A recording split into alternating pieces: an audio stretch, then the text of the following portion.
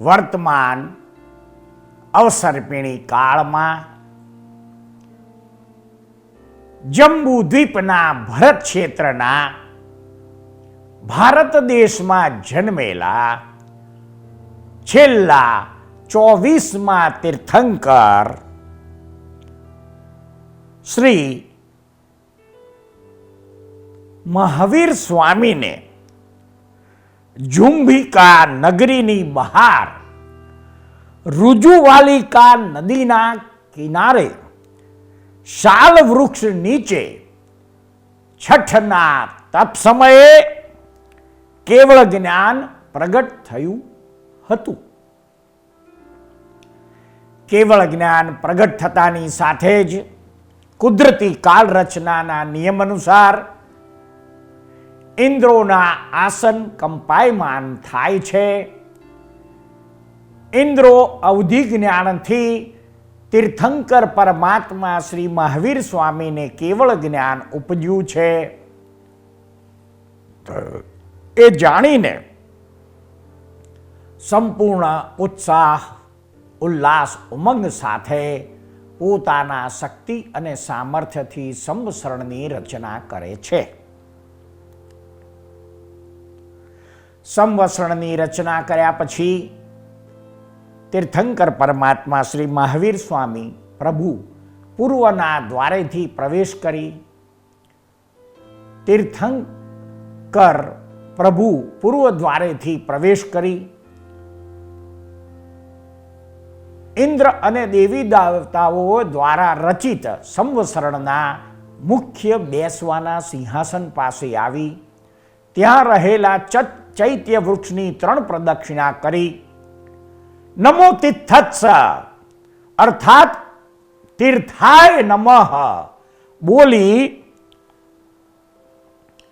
આસન પર બિરાજમાન થાય છે અને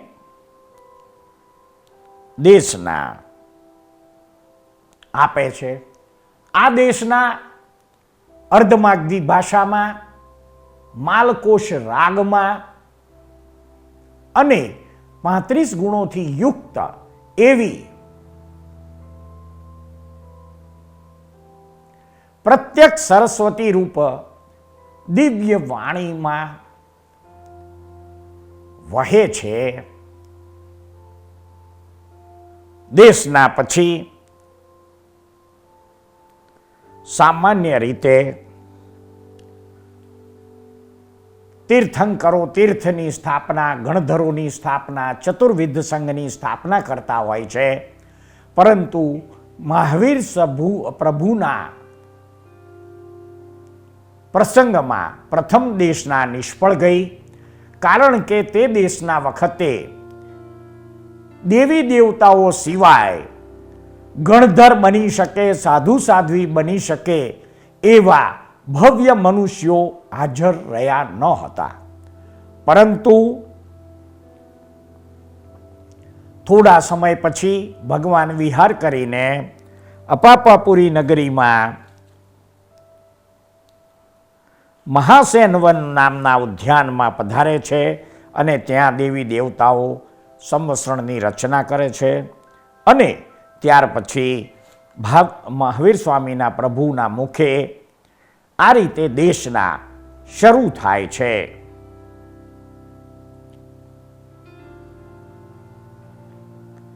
દેશના આપ્યા પછી તીર્થંકર પ્રભુ મહાવીર 11 ગણધરો બનાવે છે. તેમાં પ્રથમ ગણધર બનનાર ભાગ્યશાળી ઇન્દ્રભૂતિ ગૌતમ હતા. મહાવીર સ્વામીની પ્રથમ સાધ્વી બનનાર સ્ત્રીનું નામ ચંદનબાળા હતું. મહાવીર પ્રભુના પ્રથમ શ્રાવક તરીકે ભાગ્યશાળી બનનાર વ્યક્તિનું નામ શંખ હતું. અને મહાવીર પ્રભુની પ્રથમ શ્રાવિકા બનનાર સ્ત્રીનું નામ સુલસા હતું.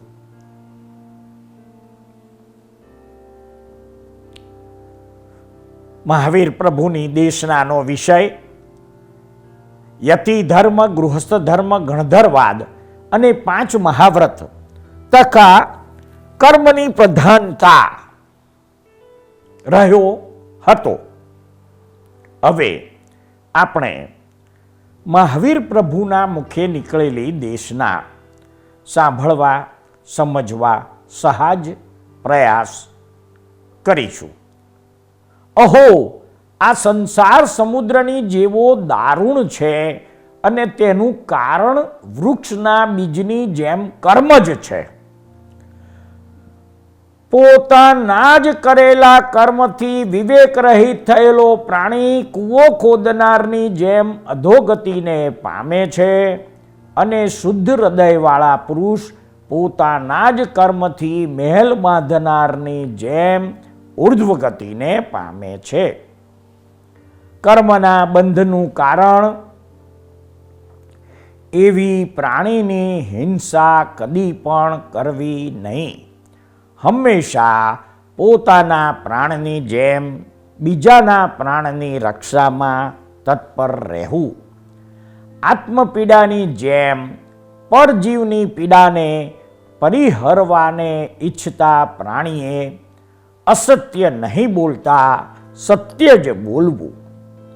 માણસના બહિપ્રાણ લેવા જેવું અદત્ત દ્રવ્ય કદી પણ લેવું નહીં, કારણ કે તેનું દ્રવ્ય હરવાથી તેનો વધ કરેલો જ કહેવાય છે. ઘણા જીવોનું ઉપમર્દન કરનારું મૈથુન કદી પણ સેવવું નહીં. પ્રાજ્ઞ પુરુષે મોક્ષને આપનારું બ્રહ્મચર્ય વ્રત જ ધારણ કરવું. પરિગ્રહ ધારણ કરવો નહીં, અર્થાત વધુ વસ્તુનો સંગ્રહ કરવો નહીં. ઘણા પરિગ્રહને લીધે અધિક ભારથી બળદની જેમ પ્રાણી વિધુર થઈને અધોગતિમાં પડે છે. આ પ્રાણાતિપાત વગેરેના 2 ભેદ છે. તેમાંથી સૂક્ષ્મને જો છોડી શકાય નહીં તો પછી સૂક્ષ્મના ત્યાગમાં અનુરાગી થઈ બાદરનો તો ત્યાગ જરૂર કરવો જોઈએ. ભગવાને તીર્થંકર પરમાત્મા શ્રી મહાવીર સ્વામીએ 5 મહાવ્રતની વાત ખાસ કરીને પોતાની દેશનામાં કરી અને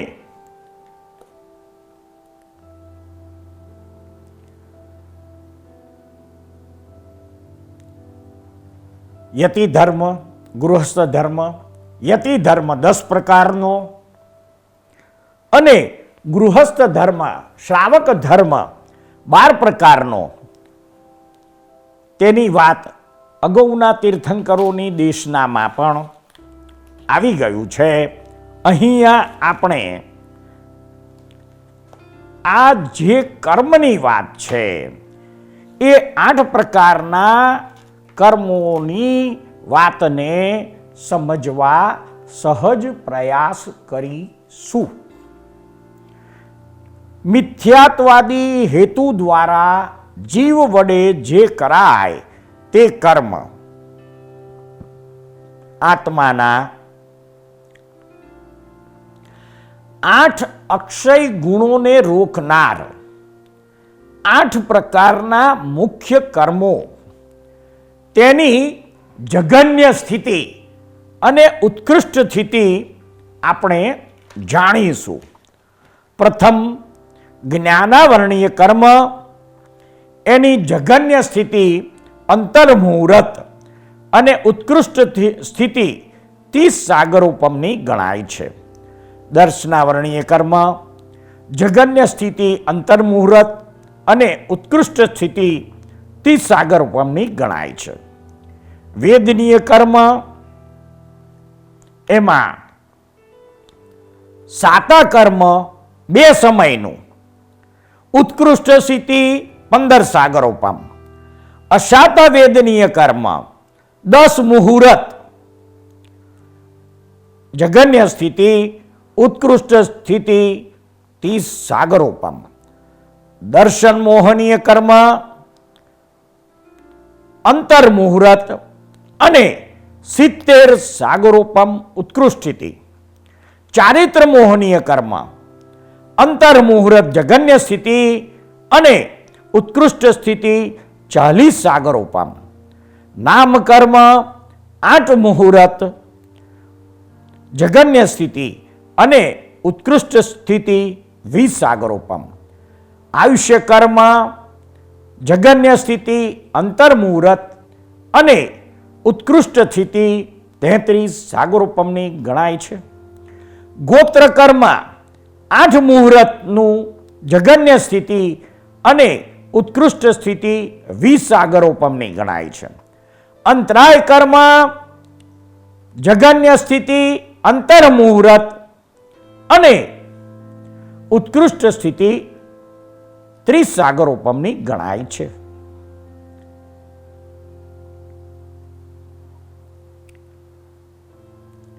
હવે આ 8 કર્મોને પાછા 2 વિભાગમાં વહેંચવામાં આવે છે. તેમાં ઘાતી કર્મ અને અઘાતી કર્મ કોને કહેવાય તે આપણે જાણીશું. આત્માના જ્ઞાન, દર્શન, ચારિત્ર અને વીર્ય, આ 4 મૂળ ગુણોને જે રોકે છે તે ઘાતી કર્મ છે. અને આત્માના મૂળ ગુણોનો જે નાશ ન કરે તે અઘાતી કર્મ છે.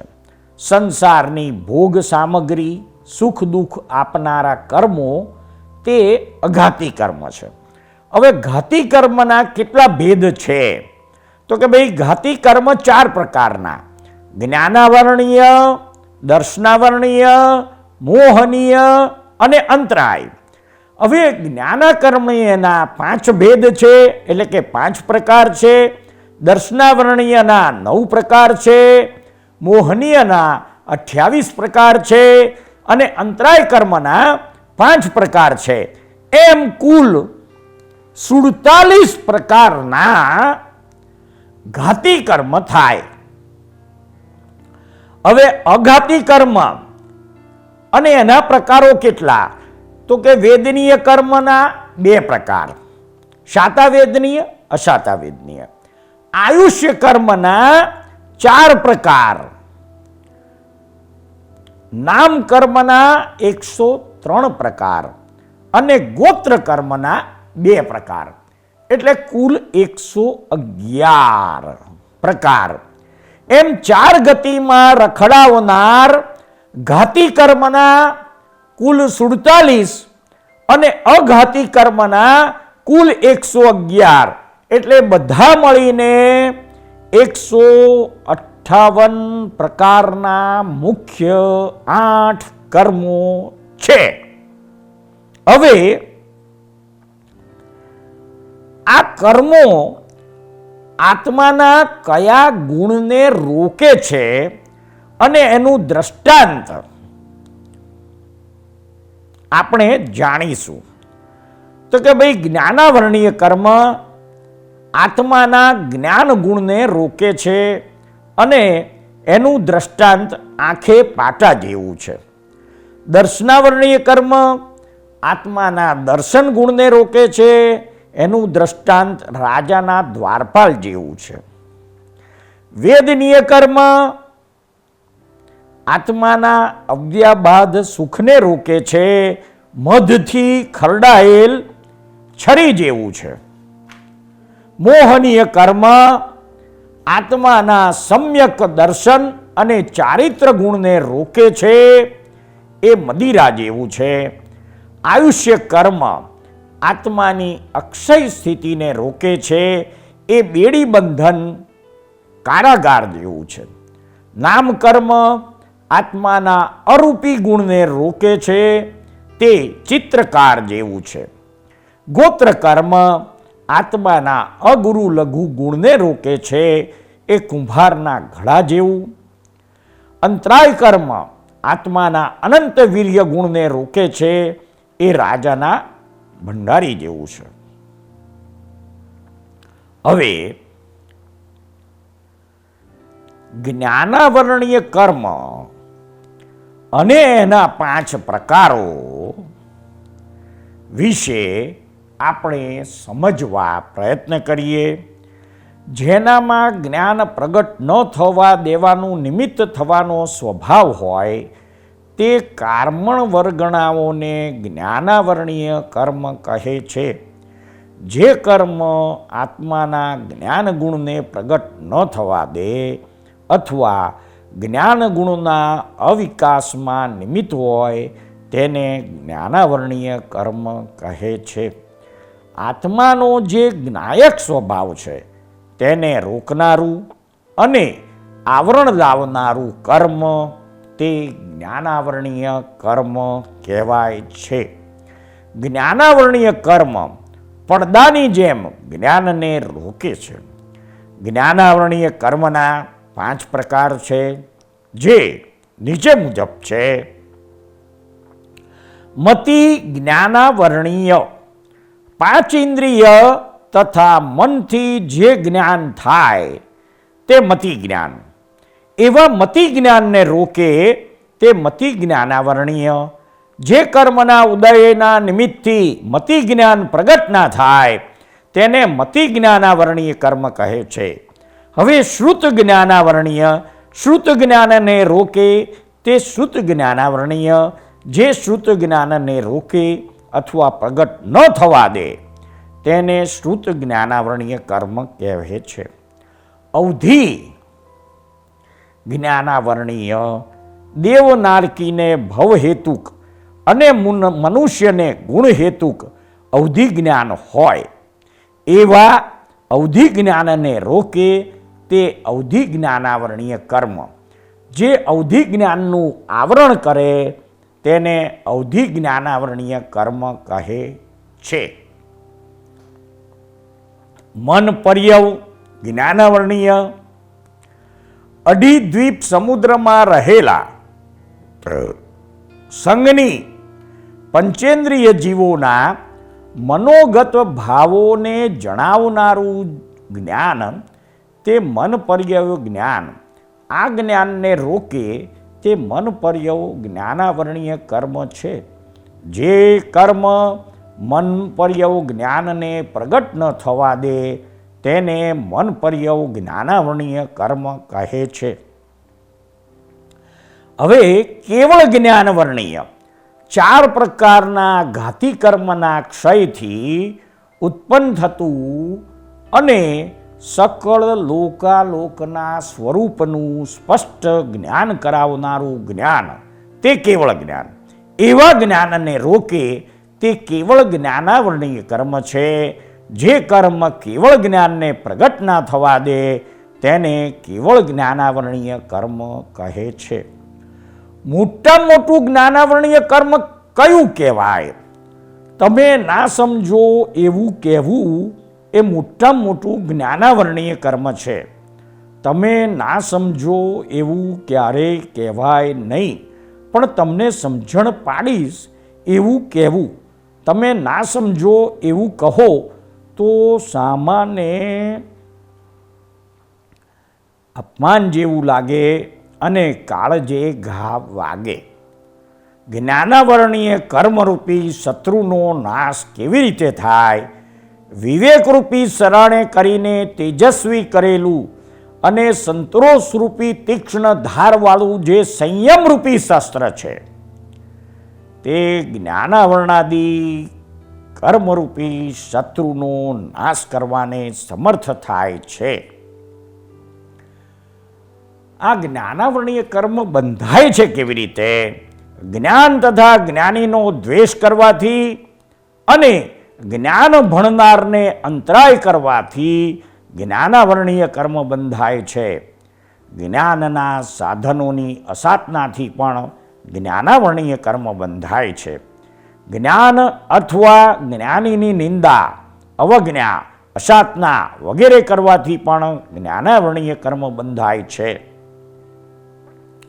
દર્શનાવરણીય કર્મ એટલે શું? તેના કેટલા પ્રકાર છે? જે કારમર વળગણાઓમાં અંતર્મુખ ચૈતન્ય પ્રકાશને પ્રગટ ન થવા દેવાનું નિમિત્ત બનવાનો સ્વભાવ હોય તેને દર્શનાવરણીય કર્મ કહે છે. જે આત્માના દર્શન ગુણનો વિકાસ ન થવા દે તેને દર્શનાવરણીય કર્મ કહેવાય છે. દર્શન એટલે આત્માના જોવાના ગુણને રોકનારું કર્મ તે દર્શનાવરણીય કર્મ છે. તેના કુલ 9 પ્રકાર છે. ચક્ષુ દર્શનાવરણીય, જેના ઉદયથી આંખનું આવરણ થાય તે ચક્ષુ દર્શનાવરણીય કર્મ છે. જે કર્મ ચક્ષુ દર્શન ન થવા દે તે ચક્ષુ દર્શનાવરણીય કર્મ કહેવાય છે. અચક્ષુ દર્શનાવરણીય, જેના ઉદયથી ચક્ષુ સિવાય અન્ય ઇન્દ્રિયોનું આવરણ થાય તે કર્મ અચક્ષુ દર્શન ન થવા દે તેને અચક્ષુ દર્શનાવરણીય કર્મ કહેવાય છે. અવધિ દર્શનાવરણીય, જેના ઉદયથી રૂપી પદાર્થો સ્પષ્ટપણે ન દેખાય તે અવધિ દર્શનાવરણીય કર્મ એટલે કે જે અવધિ દર્શન ન થવા દે તેને અવધિ દર્શનાવરણીય કર્મ કહેવાય છે. હવે કેવળ દર્શનાવરણીય, જેના ઉદયથી જગતના તમામ રૂપી અને અરૂપી પદાર્થો ન જોઈ શકાય, એટલે કે જે કર્મ કેવળ દર્શન પ્રગટ ન થવા દે તેને કેવળ દર્શનાવરણીય કર્મ કહે છે. નિંદ્રા, ઊંઘ, જે કર્મના ઉદયથી સાધારણ નિંદ્રા આવે એટલે કે જેના ઉદયથી જીવ સુખેથી જાગી શકે તે નિંદ્રા કર્મ કહેવાય. નિંદ્રા, જે કર્મના ઉદયથી ગાઢ નિંદ્રા આવે, જાગ્યા પછી પણ ફરીથી નિંદ્રામાં આવી જાય અને જેનાથી દર્શન અથવા સસંવેદન ન થઈ શકે તેને નિંદ્રા દર્શનાવરણીય કર્મ કહે છે, જેના ઉદયથી દુઃખ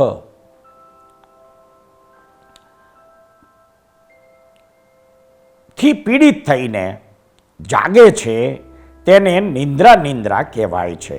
પ્રચલા, જે કર્મના ઉદયથી જીવને ઊભા કે બેઠા ઊંઘ આવે તેને પ્રચલા કહે છે.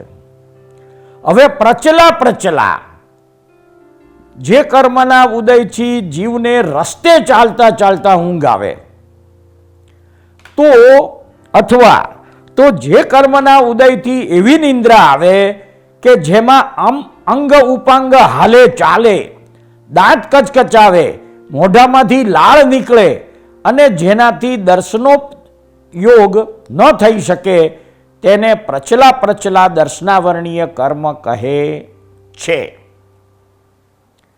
સત્યાન ગૃદ્ધિ અથવા થીણદ્વી, જેના ઉદયથી જીવ દિવસે ચિંતવેલા કાર્યને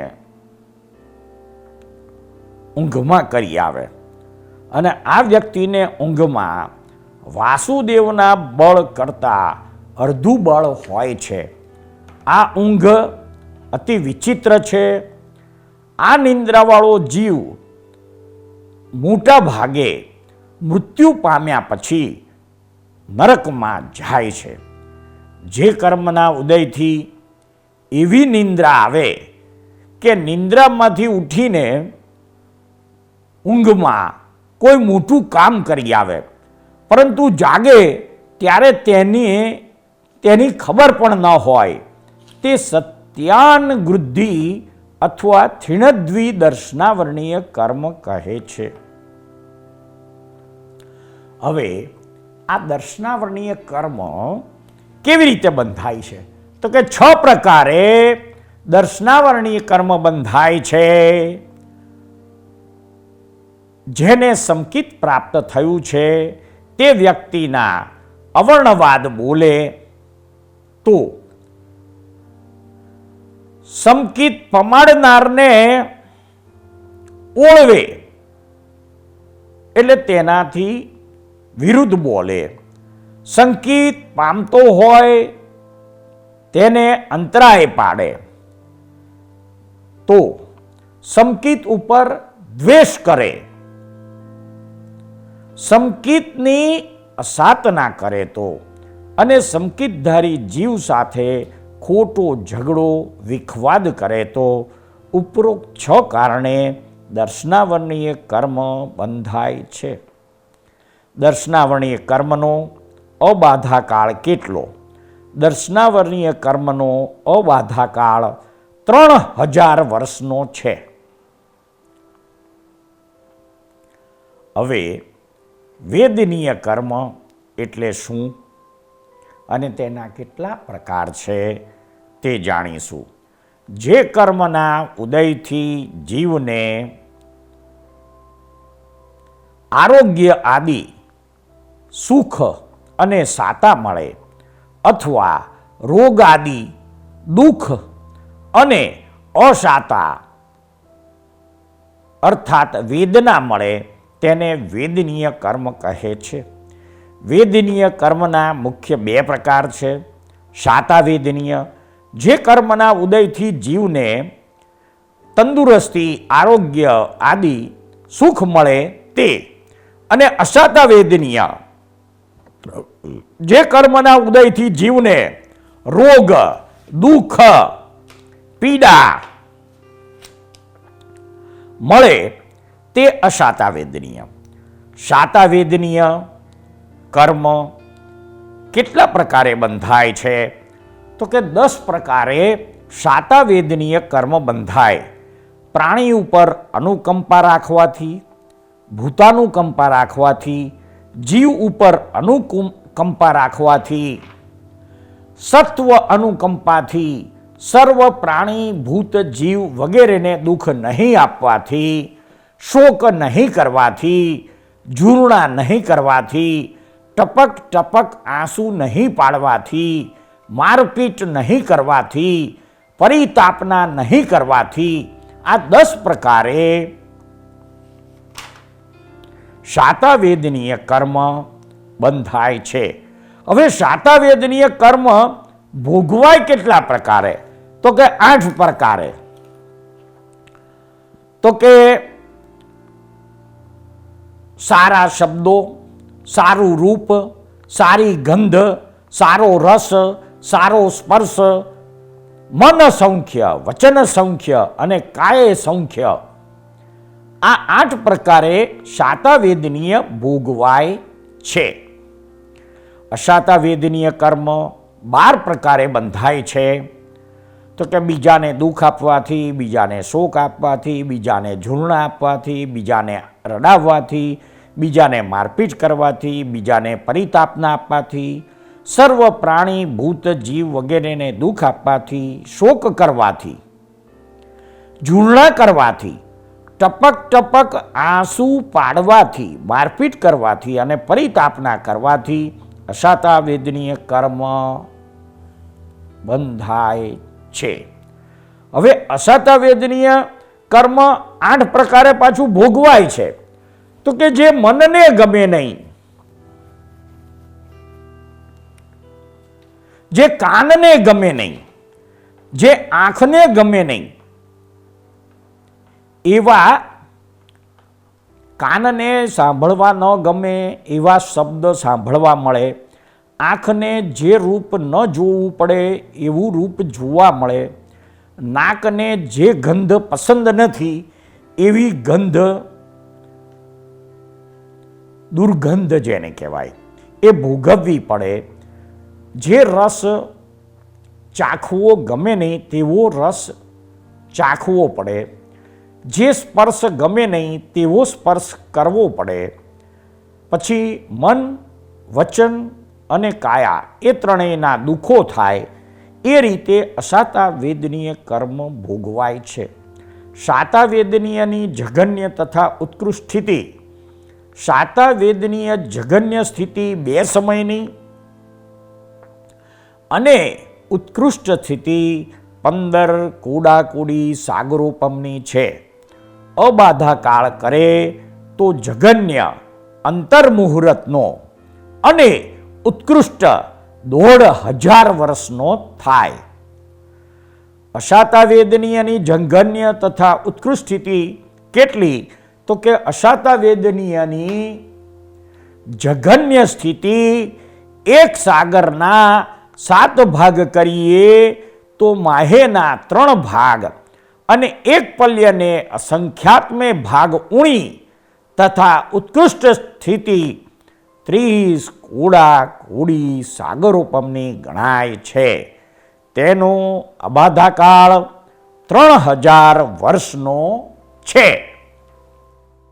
સૃષ્ટિના અદ્ભુત રહસ્યો નામાભિધાનથી અલંકૃત થયેલી સિરિયલના એપિસોડમાં રજૂ થયેલી વાણીને શાંતિથી ધીરજપૂર્વક સાંભળનાર પ્રત્યેક શ્રોતાનો તથા આ સિરિયલ નિહાળનાર પ્રત્યેક દર્શકોનો અમો સાચા અંતસ્કરણપૂર્વક આભાર માનીએ છીએ. જય સચ્ચિદાનંદ.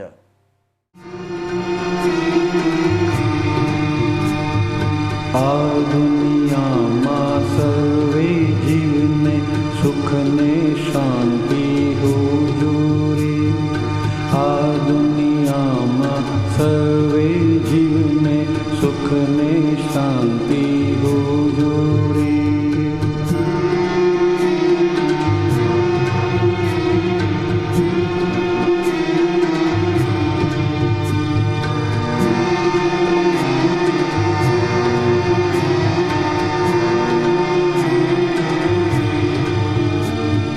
મનથી પણ કોઈ જીવનું બુરો વિચારે ના હોજો રે. મનથી